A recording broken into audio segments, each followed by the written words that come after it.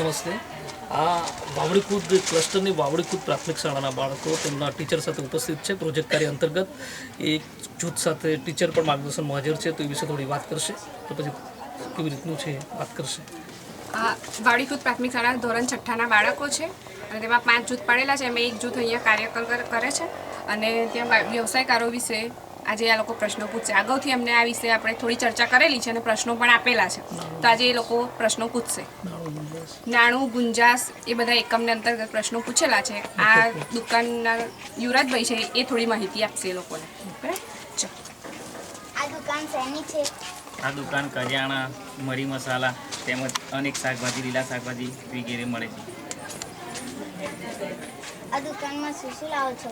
શાકભાજી લાવીએ છીએ, પછી મરી મસાલા લાવીએ છીએ, નાના છોકરા માટેની વસ્તુઓ લાવીએ છીએ, પેન, પેન્સિલ વગેરે લાવીએ છીએ. આ વજનિયા કેટલા છે?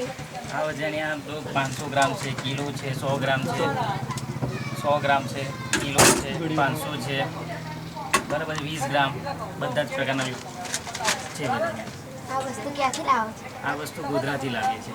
ગોધરાથી લાવો એટલે શું બધું? ના, ગુજરાતથી લાવીએ છીએ, નાથી 5% વધારે નફો લઈને કામ ચલાવીએ છીએ. તમારે કંઈ ફાયદો થાય છે? હા, ફાયદો થાય છે ને.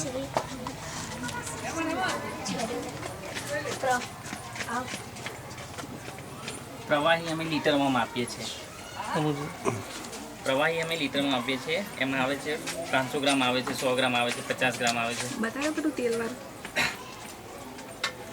100 ગ્રામનું છે, પછી આ કહેવાય 20 ગ્રામનું કહેવાય, બરાબર છે. આમ અલગ અલગ પ્રકારના પ્રવાહી માપવા માટેના છે અમારી પાસે માપ્યા.